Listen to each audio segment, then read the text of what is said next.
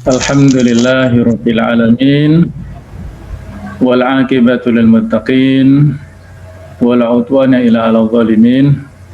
Asyhadu an la ilaha illallah wahdahu la syarikalah wa asyhadu anna Muhammadan 'abduhu wa rasuluhu la nabiyya ba'dah.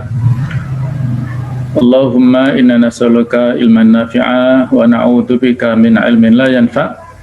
Allahumma sallimna ila Ramadan wa sallim Ramadana lana wa tasalamuhu minna mutaqabbala. Amma ba'du, Bapak Ibu sekalian rahimakumullah. Alhamdulillah pada sore hari ini H-3 menjelang Ramadan kita bisa bertemu dalam acara tarhib atau menyambut Ramadan. Materi berjudul Ramadan Bulan Peduli Umat. Bukan berarti di luar Ramadan kita tidak peduli, bukan ya, tetapi kita inginkan bahwa Ramadan ini lebih meningkatkan kepedulian kita kepada sesama umat, baik itu umat manusia pada umumnya ataupun khususnya Muslim. Karena Ramadan ini banyak disebut Ramadan Karim ya, Ramadan yang mulia, Ramadan yang penuh dengan kedermawanan. Di antara ciri ataupun sifat Ramadan itu adalah syahrul jud wal muwasat, yaitu bulan yang berisi kedermawanan dan ada kesetaraan, kepedulian kepada sesama. Maka di bulan Ramadan inilah saat yang tepat untuk menimbulkan rasa empati, simpati kita terhadap sesama manusia. Tadi sebelum asar tadi ya, ada gempa dan disusul dengan angin yang cukup kuat ya, sehingga menerbangkan seng ataupun merobohkan pagar, bahkan ada pohon-pohon yang tumbang. Mudah-mudahan saudara-saudara kita khususnya di daerah Malang Selatan sampai ke barat itu senantiasa diberikan perlindungan oleh Allah Ta'ala, diberikan keikhlasan, kesabaran dalam mendapatkan cobaan. Ada ikhwah kita di Tulungagung, saya lihat rumahnya roboh ya karena mungkin berada di pantai selatan ya. Mudah-mudahan segera dibangun dan mendapatkan ganti yang lebih baik insya Allah. Baik ya, sedikit kita review tentang 4 persiapan yang harus kita lakukan menjelang Ramadan kapanpun, terutama pada tahun ini 1442 Hijriah. Yaitu yang pertama dalam hal persiapan maknawiyah, spiritual. Apa yang bisa kita lakukan dalam rangka untuk memperkuat keimanan kita, yaitu dengan memperbanyak puasa ataupun saum sunnah, memperbanyak tilawatul Quran, juga memperbanyak doa dan zikir. Kalau puasa saya kira sudah tidak ada kesempatan lagi ya, karena Kemis kemarin sudah lewat, dan bagi orang yang biasa melaksanakan puasa Senin Kemis sebenarnya tidak ada masalah. Kalau prediksi puasa itu Selasa misalnya, nanti sesuai dengan hisab, hasilnya kita tunggu sidang isbat dari pemerintah. Kalau yang dilarang itu apabila yang tidak biasa, la tuqaddimu Ramadan biyauma au yaumaini, jangan dahului puasa Ramadan dengan 1 atau 2 hari puasa. Tapi bagi yang terbiasa boleh saja ya. Silahkan, kalaupun mau puasa Senin ya monggo silahkan.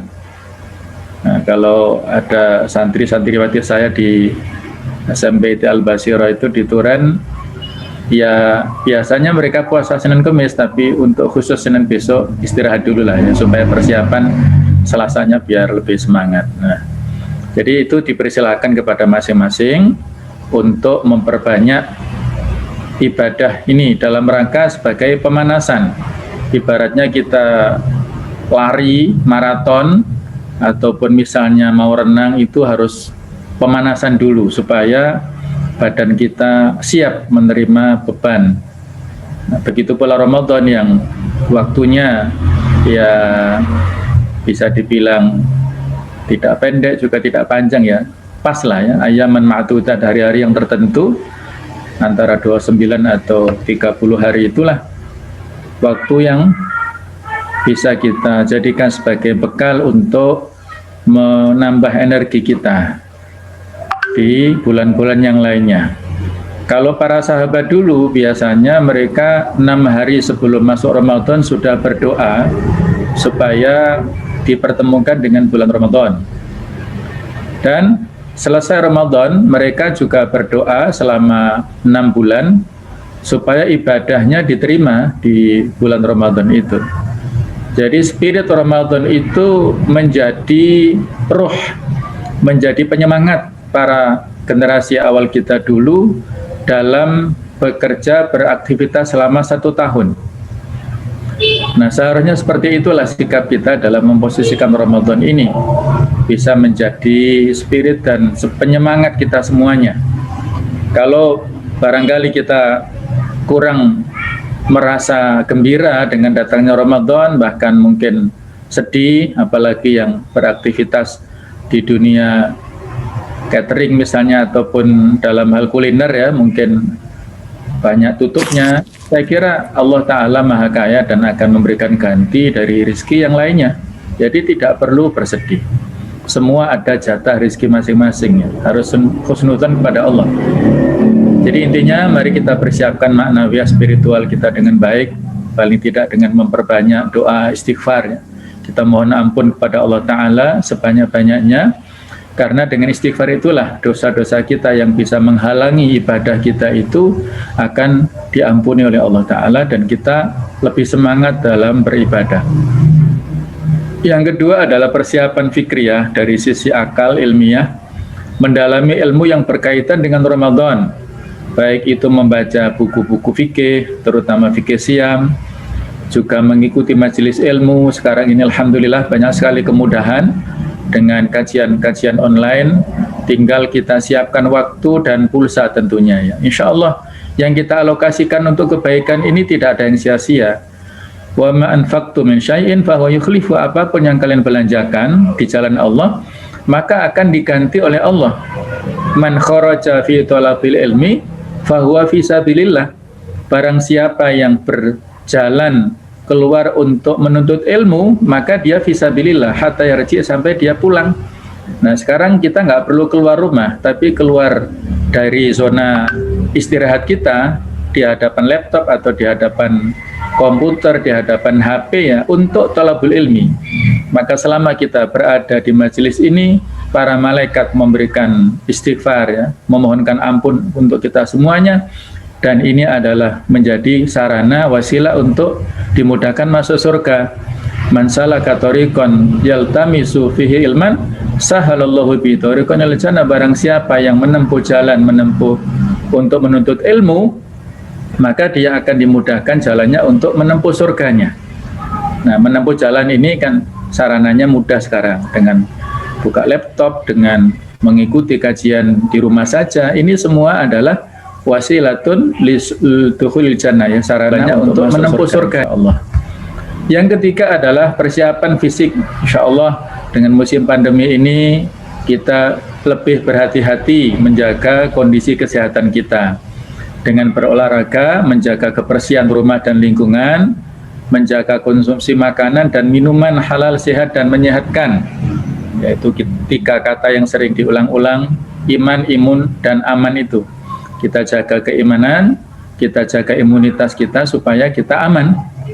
Nah, para dokter mengatakan untuk mendapatkan imunitas itu 80% dari faktor makanan ya, faktor nutrisi. Sementara 20% itu dari olahraga. Maka mari dijaga pola makan yang baik, tidak berlebihan, tidak melebihi batas, tidak mubadzir. Semuanya sesuai dengan kebutuhan. Nah, apalagi puasa ini juga sangat identik dengan kesehatan. Sumu tasihhu, berpuasalah pasti kalian sehat, walaupun ada catatan ya. Hadits ini ada mengatakan dhaif, tapi dari sisi ilmiah, kemudian dari sisi pengalaman dan penerapan, itu ternyata betul. Dengan berpuasa itu lebih menyehatkan fisik, baik itu manusia ataupun binatang. Nah, yang terakhir, yang keempat adalah persiapan dari sisi materi, persiapan maliyah. Kita menabung sebagian harta sebagai bekal berinfak selama Ramadan. Karena dalam bulan Ramadan segala macam kebaikan dilipat gandakan. Infak sedekah. Kemudian di dalam Ramadan biasanya dihitung zakat haul bagi yang punya investasi ataupun usaha dalam bidang perdagangan atau yang lain, itu haulnya itu dibayarkan zakatnya setiap tahunnya, yaitu di bulan Ramadan ini. Karena perhitungannya tahun Hijriah, bukan tahun Masehi. Maka di bulan Ramadan inilah kita dituntut untuk menabung dan mempersiapkan materi sebaik-baiknya supaya nanti tidak sibuk ke sana kemari. Harusnya 10 hari terakhir Ramadan itu fokus kita ibadah, tapi karena kekurangan dalam hal materi kita sibuk cari sana cari sini misalnya, atau barangkali bukan sibuk mencari tapi sibuk mengalokasikan, sehingga bukan iktikaf di masjid tapi iktikafnya di mall, tawafnya di mall. Ini sangat kita sayangkan. Baik Bapak Ibu sekalian, kita review sebentar ya tentang makna ibadah. Ada ibadah ritual dan ibadah sosial. Ibadah ritual itu adalah ibadah mahdhah yang bersifat khusus, yaitu hablun minallah, hubungan antara manusia dengan Allah Ta'ala. Ibadah yang bersifat mahdhah yang khusus ini sifatnya tauqifiyah, yaitu tata caranya sudah ditentukan, tidak bisa kita tambah, tidak bisa kita kurangi. Puasa ini masuk ibadah khusus, waktunya sudah jelas, mulai fajar, yaitu subuh sampai dengan maghrib, itu disebut dengan, kalau dalam bahasa usul, wajib yang mudayyak, wajib yang sempit ya, nggak bisa ditawar-tawar lagi. Kalau sholat itu wajib yang muwassa. Waktu sholat tersedia 2 jam, sholatnya hanya 10 menit misalnya, bisa di awal atau di tengah. Nah kalau puasa ini khusus, tata caranya khusus. Nah ada juga ibadah sosial yang disebut ibadah ghairu mahdhah, al-ibadatu al-amah, yang sifatnya hablum minannas. Inilah yang didefinisikan oleh Syekhul Islam Ibnu Taimiyah, yaitu ismun jami'un likulli ma yuhibbullah wa yardahu minal aqwal wal af'al adh-dhahirah wal batinah. Definisi ibadah secara umum adalah ismun jami'un, sebuah kata yang mencakup, menghimpun, likulli ma yuhibbuhullahu, setiap apa yang dicintai oleh Allah Ta'ala, wa yardahu, dan diridhai olehnya, minal aqwal wal af'al, baik itu berupa perkataan ataupun perbuatan, adh-dhahirah wal batinah, baik itu secara zahir ataupun secara batin. Jadi ibadah sosial inilah medan yang sangat luas, karena interaksi kita dengan manusia ini lebih banyak daripada interaksi hablum minallah ini. Inna sholati wa nusuki wa mahyaya wa mamati lillahi rabbil alamin wa ma khalaqtul jinna wal insa illa liya'budun. Keberadaan kita di dunia itu hanya untuk ibadah, ibadah dalam arti yang khusus dan umum ini, sehingga hidup dan mati kita, pergerakan kita itu harus lillahi ta'ala, dan setiap gerakan yang kita lakukan dengan landasan iman, landasan ikhlas karena Allah, itu mendapatkan balasan kebaikan. Kalau dalam ibadah mahdhah syaratnya 2, yaitu ikhlasun niyah, mengikhlaskan niat, dan muwafaqatus syar'i, sesuai dengan petunjuk syariat. Sementara dalam ibadah yang ghairu mahdhah juga sama 2 syaratnya. Ada kemiripan tapi enggak persis ya. Yang pertama yaitu ikhlas dalam hal niat, itu pasti. Yang kedua adalah al-amalus sholih, bahwa aktivitas ibadah, aktivitas hablum minannas itu bukan aktivitas yang buruk itu saja, itu masuk dalam amal yang baik, bukan amal yang maksiat. Jadi kalau 2 itu terpenuhi dalam ibadah ghairu mahdhah, ibadah yang umum, maka semua itu diberikan pahala. Al-iman bid'un wa sab'una syu'bah, iman itu memiliki 70 lebih cabang. Yang paling utama adalah kalimah la ilaha illallah, yang tertinggi. Kemudian yang paling rendah adalah imatatul adza anit thariq, menyingkirkan gangguan dari tengah jalan. Wal haya'u syu'batun minal iman, rasa malu itu bagian daripada iman. Nah, coba kita lihat hadis riwayat Abu Dawud ini, rasa malu serta kaitannya dengan menyingkirkan gangguan itu kan ibadah sosial ya. Tapi dia masuk dalam cabang-cabang keimanan. Kalau landasannya itu adalah lillahi ta'ala dan amal itu juga bukan amal yang maksiat kan tentunya, itu adalah amal yang baik, maka semuanya itu bernilai pahala. Tabassumuka fi wajhi akhika shadaqah. Senyumanmu pada saudaramu itu bernilai sedekah, jadi bernilai pahala. La tahqiranna minal ma'rufi syai'an. Jangan sekali-kali kamu meremehkan kebaikan sesedikit apapun. Walau antal akhaka biwajhin thaliq, walaupun kamu bertemu dengan saudaramu dengan wajah yang berseri-seri, itu sudah bernilai pahala. Kita nggak bisa memastikan, boleh jadi bukan ibadah-ibadah prestisius kita yang diterima. Mungkin bukan haji kita, mungkin bukan umroh kita, barangkali ada tendensius untuk mendapatkan pujian dari manusia misalnya. Mungkin juga bukan ibadah prestisius yang lain, karena terwarnai oleh riya, sum'ah dan sebagainya. Tetapi bisa jadi amal-amal yang tersembunyi, amal-amal yang sepertinya sepele, amal-amal yang sepertinya ringan, tapi kita lakukan betul-betul ikhlas karena Allah, tidak mengharapkan pamrih apapun dari manusia. Mungkin bisa jadi itulah yang bisa memasukkan kita ke surganya Allah Ta'ala. Dulu ada seorang tabi'in yang bernama Ahmad bin Miskin ya. Dia itu ditimbang dalam sebuah mimpinya itu ya, dia dapat ilham bermimpi di akhirat. Ditimbang itu yang bisa menjadikan pemberat amal timbangan kebaikan itu adalah air mata, rasa haru dari seorang wanita yang diberi roti. Ibu-ibu tua dikasih roti, dia berterima kasih ya, air mata yang tulus karena ucapan terima kasih dari seorang ibu inilah sehingga bisa memperberat daun timbangan kebaikan si Ahmad bin Miskin dan dia berhak masuk surganya. Amal yang lainnya dia infak ke sana kemari, sedekahnya sangat banyak karena dia dapat warisan dari ayahnya yang kerjasama dalam bisnis ya, ayahnya sudah meninggal, tapi partner bisnisnya ngasih ghanimah atau harta yang sangat banyak, semuanya dikasihkan untuk kebaikan, infak sana infak sini sehingga dia merasa aman. Ternyata itu semua tidak terlalu berarti ya. Dan yang berarti itu adalah amal-amal yang sepertinya biasa saja. Nah, itulah Islam ya. Islam adalah agama yang memberikan perhatian khusus kepada ibadah-ibadah sosial. Masuk kategori ibadah sosial adalah semua ibadah yang bertujuan memberikan manfaat bagi manusia secara umum dan umat Islam secara khusus. Jadi coba kita lihat tadi ya definisi Ibnu Taimiyah, itu adalah minal aqwal wal afal adh-dhahir wal batinah, perkataan perbuatan yang lahir maupun yang batin, tetapi tadi mendatangkan kecintaan Allah, ridho Allah, dan manusia itu mendapat maslahat dari situ. Ada banyak jenis ibadah sosial dalam Islam, antara lain ada zakat, infak, sedekah, wakaf, kurban, akikah, hibah, wasiat, hadiah, jihad, dan lain-lain.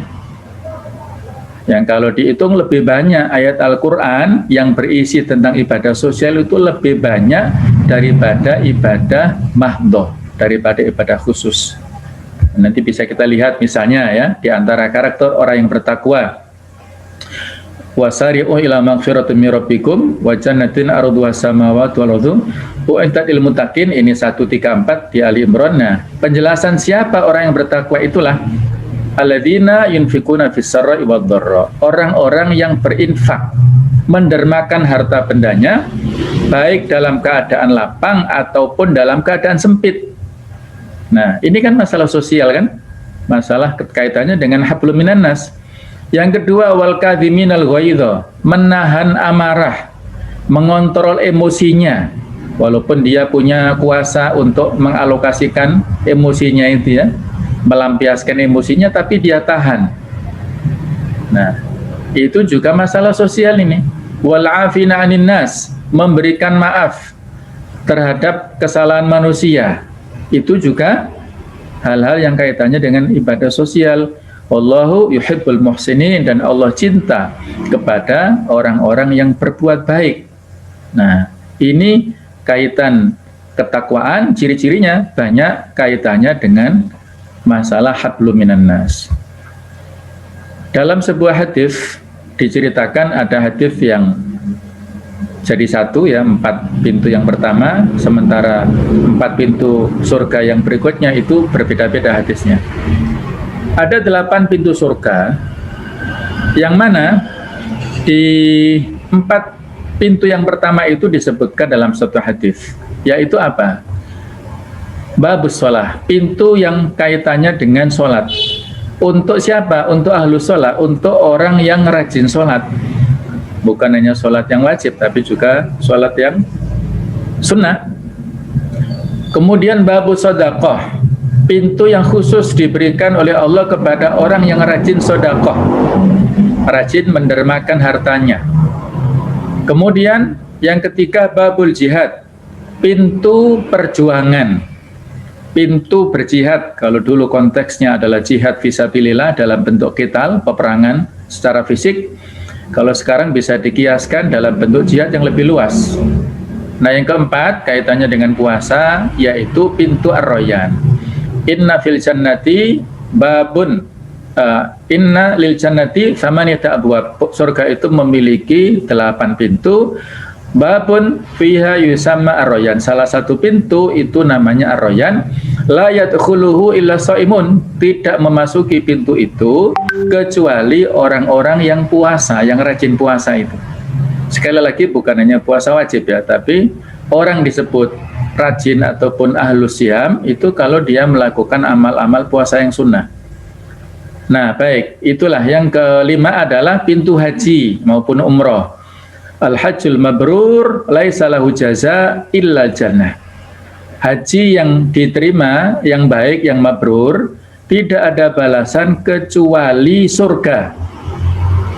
Nah, itulah pintu yang bisa dimasuki oleh para hujjaj, para mu'tamirin.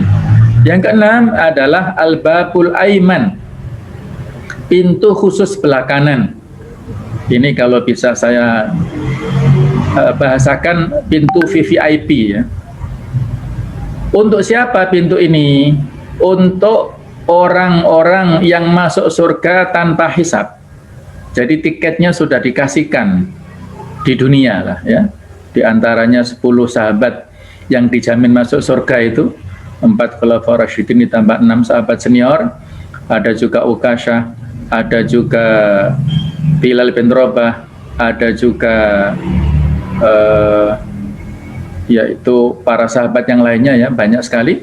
Nah, itu pintu-pintu yang diberikan oleh Allah Ta'ala khusus kepada orang-orang yang masuk surga tanpa hisab.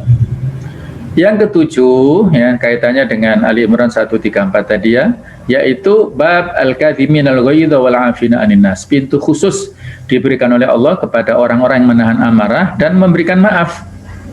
Nah, ini kan kaitannya dengan ibadah sosial. Nah, adapun yang ke-8 ini beda-beda.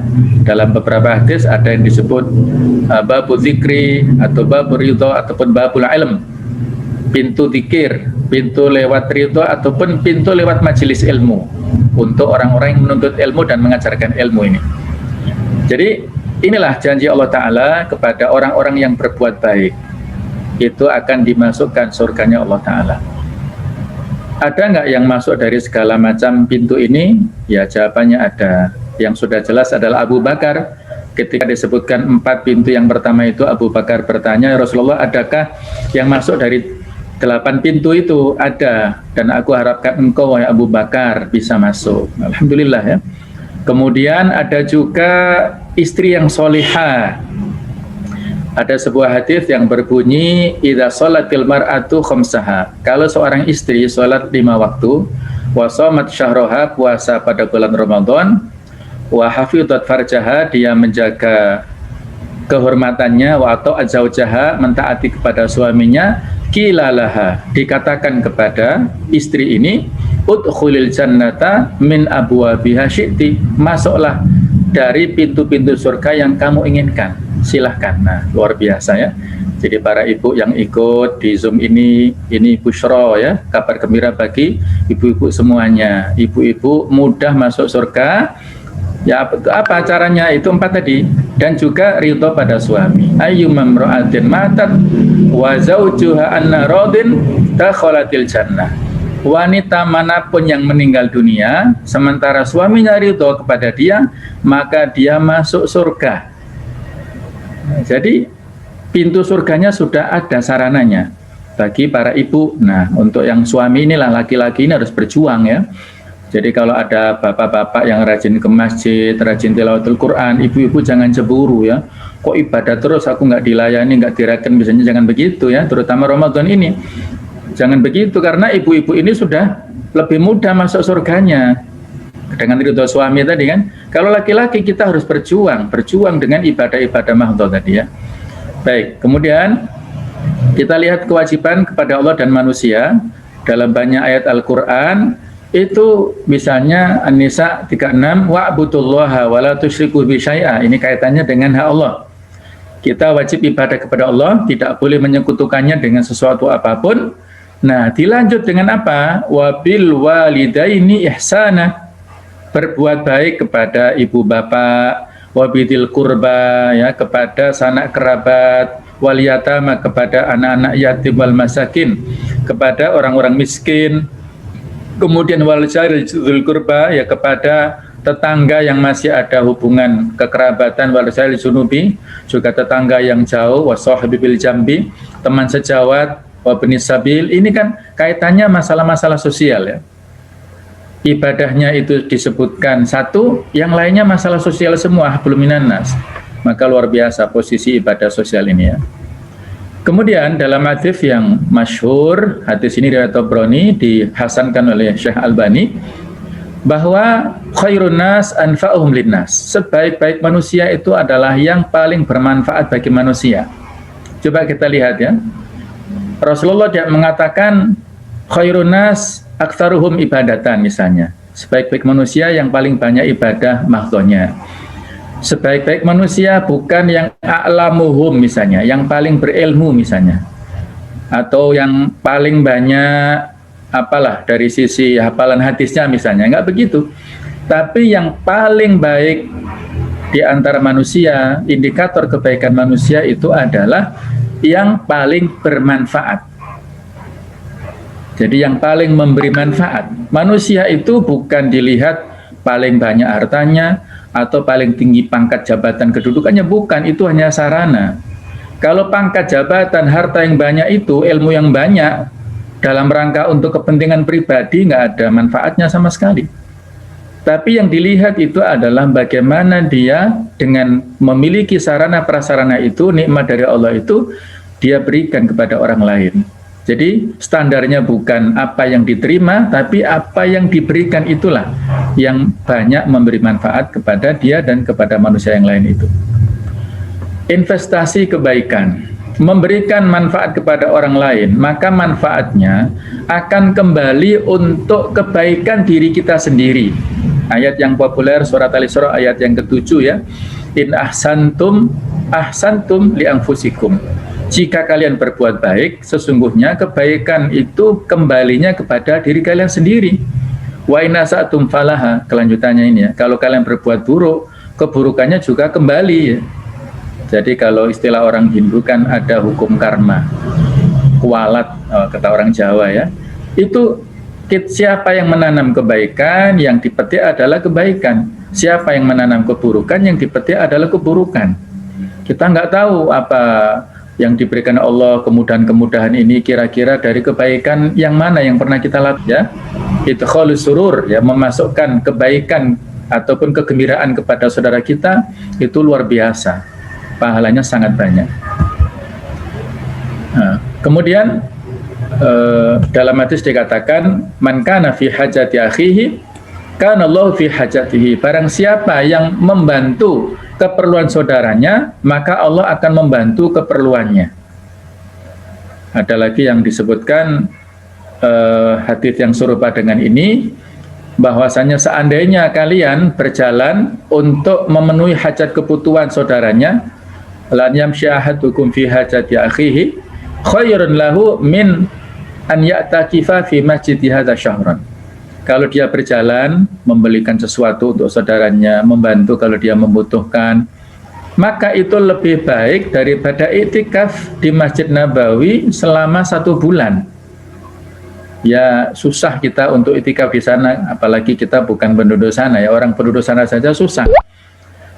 Nah, itu bisa kita bayar dengan melebihi pahalanya dengan memberikan kepedulian kepada sesama. Hadisnya itu kan berjalan untuk membantu saudaranya. Apakah berhasil atau tidak itu bukan urusan kita ya.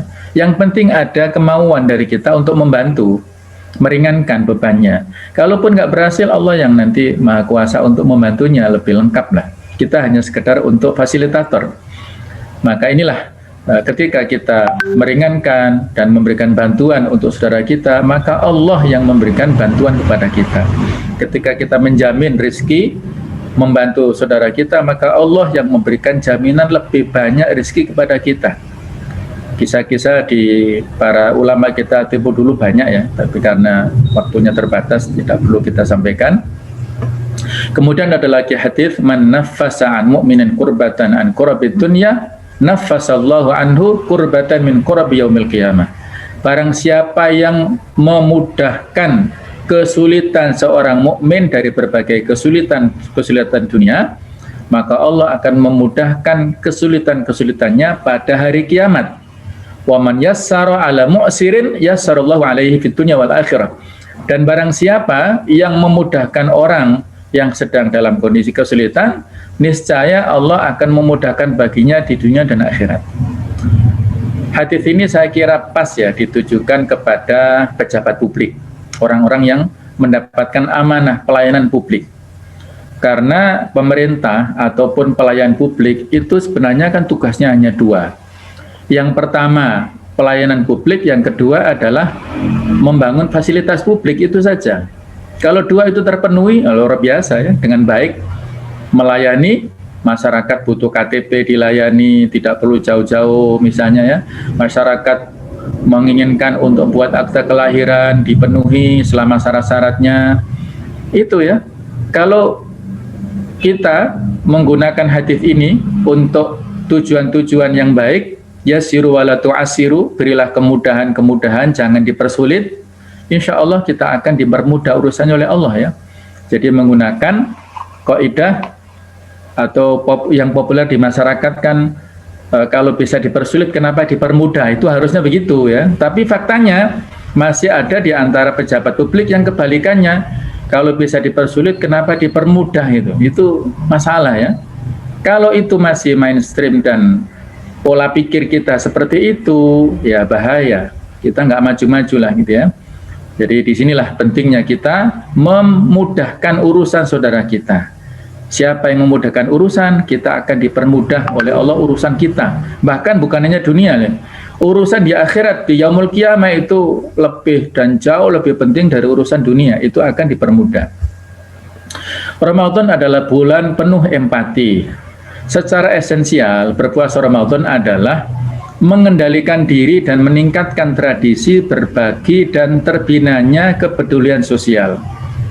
Dalam ajaran Islam dikenal bahwa salah satu nama yang lekat dengan bulan Ramadan adalah Syahrul Jud, yang kita sampaikan di awal tadi, bulan memberi. Selain dikenal sebagai Syahrul Muwasah, yaitu bulan bermurah tangan dan bulan memberikan pertolongan kepada yang membutuhkan. Di Ramadan inilah si kaya merasakan bagaimana sulitnya orang yang tidak bisa membeli makanannya. Dia bisa merasakan lapar, dia bisa merasakan haus pada saat puasa ini. Sehingga timbul tadi rasa syukurnya timbul dan dia memberi kepada yang lain. Sehingga dapat dikatakan bahwa pada bulan Ramadan ini Allah memberi kesempatan kepada kaum muslimin untuk meningkatkan solidaritas sosial, memberikan bantuan kepada mereka yang lebih membutuhkan secara sukarela, yang dilandasi oleh ketakwaan dan diwujudkan dengan nilai kemanusiaan tanpa pamrih. Coba ini yang penting ya, tanpa pamrih. Kita solidaritas sosial kepedulian sosial tanpa pamrih. La nuridu minkum jazaa'a wala syukura, ya kita tidak menginginkan balasan dari kalian, bahkan ucapan terima kasih pun juga nggak ingin, semuanya itu kita serahkan pada Allah. Kemudian Ramadan bisa menciptakan kultur gotong royong dan keceriaan dalam berbagi. Ramadan adalah tarbiyah, pembinaan pendidikan untuk bersedekah, sekolah atau madrasah yang efektif untuk menyapa mereka yang kurang beruntung. Semangat positif Ramadan. Semangat positif Ramadan bisa meningkatkan virus positif filantropisme, yaitu semangat atau kesadaran mendekati Sang Pencipta dengan jalan memberi, mencintai yang papa dan membantu kepada sesama.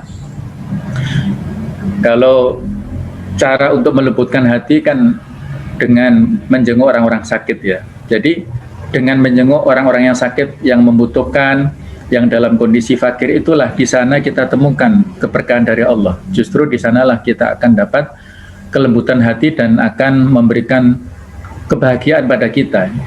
Ajaran berpuasa dapat berhubungan kuat dengan pesan moral untuk berbahagia dalam membantu sesama. Ramadan adalah bisa dikatakan kawah candra di muka untuk meningkatkan rasa yang berkaitan dengan kata giving, loving, dan caring, itu memberi, mencintai, dan peduli kepada sesama. Jadi makna puasa Ramadan lebih jelas impact-nya, dampaknya, kalau kita merasa ada semacam kebahagiaan tersendiri ketika dapat membantu dengan memberikan iftar, takjil kepada tetangga, dengan macam-macam lah ya, banyak sekali yang bisa kita lakukan di bulan ini. Sebagaimana ajaran Islam dan agama-agama sebelumnya, bahwa hakikat membantu orang lain itu sesungguhnya membantu diri sendiri untuk bahagia. Banyak testimoni yang datang dari kalangan orang kaya papan atas yang mengatakan hidupnya seakan benar-benar merasa bahagia setelah mereka bisa membantu sesama. Nah, jadi kebahagiaan ada di hati. Hati itu kenyamanan yang tidak bisa diungkapkan dengan kata-kata. Semakin banyak membantu, maka semakin datanglah kebahagiaan itu. Dengan apa kita peduli kepada sesama kita, terutama di bulan Ramadan? Yang pertama dengan ilmu, baik itu ilmu agama maupun ilmu umum, ilmu dunia. Tidak perlu kecil hati bagi yang tidak punya latar belakang ulum syariah. Bisa kita lakukan, kita pelajari sebaik mungkin ya. Banyak kawan-kawan yang latar belakangnya itu sarjana hukum, ada sarjana pertanian, tapi dengan mempelajari ilmu agama, alhamdulillah bisa melebihi ustadz yang belajar di pesantren lah. Nah, apalagi kalau yang sudah punya latar belakang ilmu agama, ini sangat tepat untuk diamalkan di bulan Ramadan. Kemudian dengan materi, finansial, harta kekayaan, yaitu dengan sodakoh secara cash ya, ataupun mengeluarkan zakat infak, kemudian wakaf, kemudian memberikan takjil, iftar dan sebagainya. Ini banyak sekali yang bisa kita lakukan. Kalau tidak mampu, maka kita masih punya tenaga dan keahlian. Apa keahlian yang bisa kita miliki? Mungkin ada yang punya keahlian nyuting-nyuting ataupun edit-edit video, ya monggo silakan membantu kepada ustadz-ustadz tertentu yang dia punya kapasitas ceramah, bisa online atau apa, dia kan perlu untuk ngedit videonya, untuk nge-share ke medsos. Nah, itu saya kira bisa ya. Insya Allah pahalanya Allah Maha Tahu lah. Bisa jadi yang masuk surga yang nyuting, bukan ustadznya ya. Karena ustadznya barangkali ada unsur riaknya, yang nyuting ikhlasnya misalnya, yang ikhlas. Nah, tapi enggak lah, insya Allah semuanya masuk surga ya. Nah, partisipasi sosial di masyarakat bisa kita lakukan dengan berbagai macam cara ya. Kemudian juga partisipasi dalam proses pengambilan keputusan ya, syura-syura kebijakan, apakah di majelis taklim, di takmir masjid, atau di lembaga pendidikan, lembaga sosial, ataupun lembaga organisasi politik, organisasi dakwah. Kita kan di partai dakwah ini ya, silahkan. Juga paling tidak dengan sikap yang baik, nggak ngeriui lah ya. Jadi sikap yang baik yang ya paling tidak mendukung ya, paling nggak dengan doa-doa kita itu. Jadi inilah ya, tambahannya ada 5 hikmah puasa Ramadan di tengah corona ini, masih belum tahu berakhirnya sampai kapan, mudah-mudahan segera. Dengan adanya corona inilah insya Allah akan bisa mendorong kita untuk berbuat lebih baik lagi, terutama kepada yang lainnya, peduli kepada orang lain ya, mereka yang kita bantu ya, misalnya donor plasma ataupun misalnya yang lainnya lah, itu banyak ya. Insya Allah saya juga merasakan pengalaman yang seperti itu ketika sakit ya, diuji oleh Allah sakit, sekeluarga harus lockdown di rumah, itu luar biasa. Teman-teman banyak yang bantu, mencantolkan sembako di pagar, mencantolkan ya, membantu finansial ya, ada yang memberikan bantuan untuk cek swab ya, luar biasa, masya Allah ya. Saya sampaikan jazakumullah khairan katsira, itu adalah kepedulian kepada sesama kita. Kemudian disiplin dan mengendalikan diri ya, dengan protokol kesehatan tadi ya, dengan imun dan aman tadi, itu kita insya Allah lebih peduli saat ini betapa mahalnya kesehatan kita ini. Juga yang keempat, lebih fokus ibadah karena tidak disibukkan, artinya ya mobilitas kita juga dibatasi. Pengajian seperti ini, kalau dulu misalnya saya harus ngisi ke Batu, perjalanan dari rumah ke Batu itu paling nggak 1 jam, pulangnya 1 jam, ngisinya 1 jam, berarti kan 3 jam ya. Nah kalau ini nggak perlu biaya, maksudnya nggak perlu waktu lah untuk ke sana pulang pergi ya, jadi fokus lebih banyak untuk yang lainnya. Yang kelima, stres dan kecemasan berkurang insya Allah ya, karena ibadah kita itu semakin banyak, hati kita semakin tenang, tawakal kita itu semakin meningkat, insya Allah kecemasan semakin berkurang ya. Terakhir ini kita review sedikit ya, 4 pilar membangun masyarakat Madinah. Ketika Rasulullah SAW sampai ke Madinah itu beliau membangun masjid sebagai basis peradaban, sebagai pusat ibadah dan pemerintahan.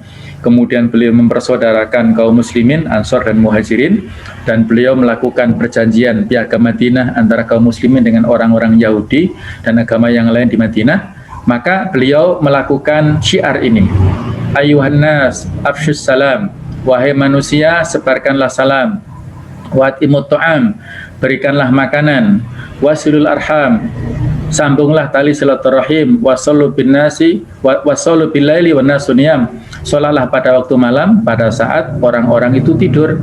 Maka kalau kita lakukan 4 hal ini, kata Rasulullah, tadkhulul jannata bisalam, kalian masuk surga dengan selamat. Nah, coba kita lihat dari 4 ini, 1, 2, 3 itu masalah hablum minan nas ya. Hanya yang keempat saja hablum minallahnya. Artinya ibadah sosial lebih banyak daripada ibadah yang mahdhah ya. Mudah-mudahan keberkahan diberikan kepada kita semuanya dengan Ramadan, dan mudah-mudahan kita selalu mendapatkan istiqomah ya sampai akhir Ramadan nanti. Kita berdoa seperti ini, tadi saya baca di depan ya. Allahumma sallimni ila Ramadan, ya Allah sampaikanlah, antarkanlah aku pada bulan Ramadan, wa sallim li Ramadan, dan antarkanlah kepada aku bulan Ramadan, wa tasallamhu minni mutaqabbala, terimalah amal-amal terbaik kami di bulan Ramadan.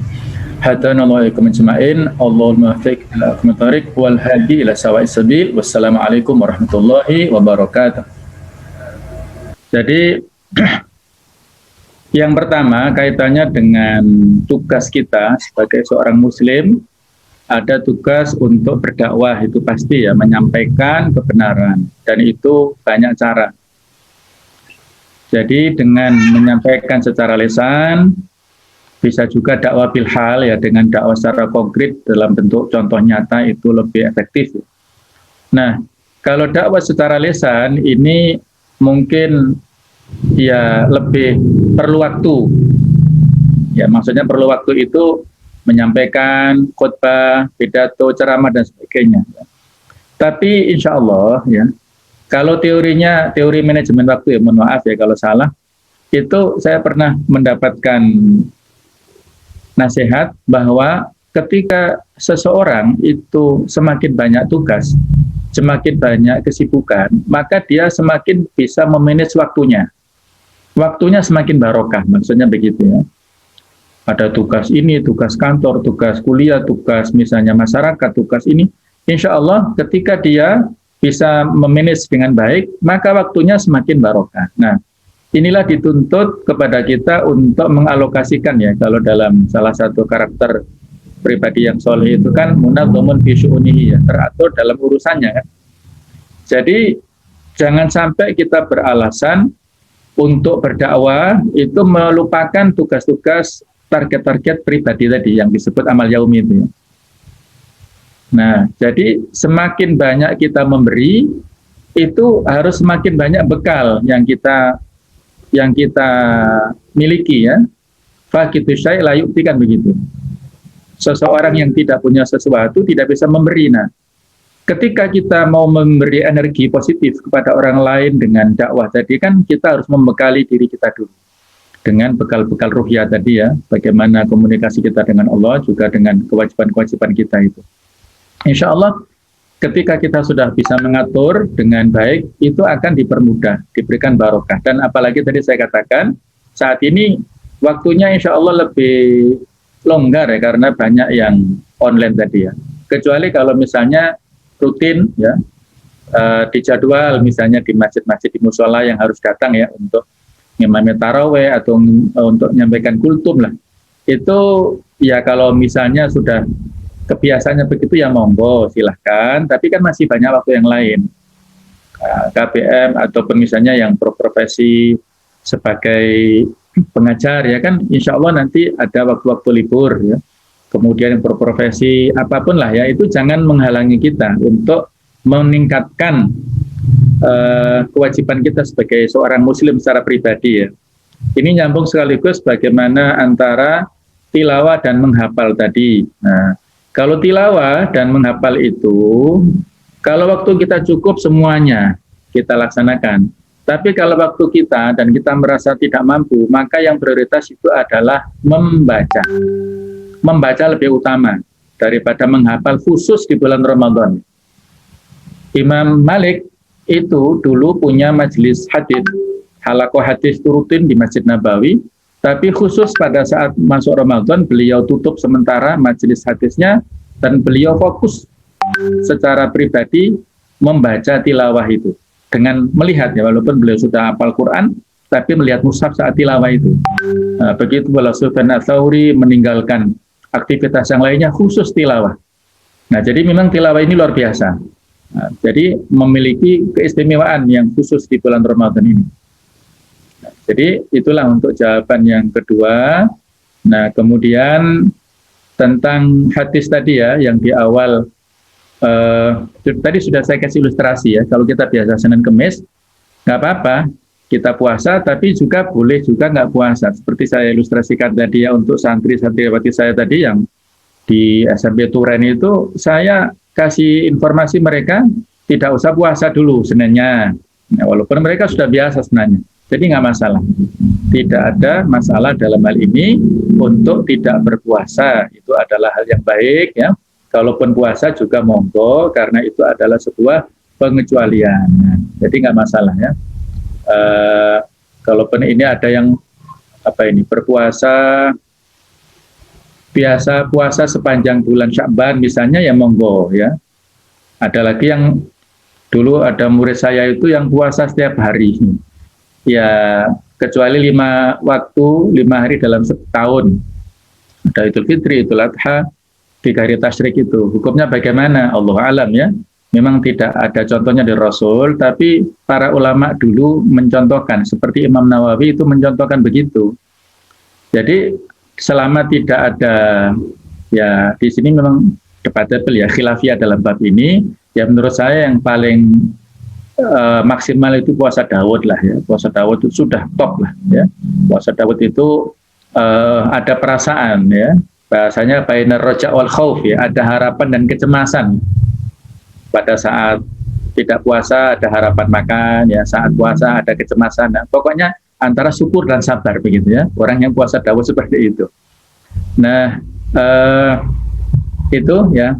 Mudah-mudahan bisa sedikit memberikan masukan, jawaban, ya. Mohon maaf karena juga waktu yang terbatas, ya.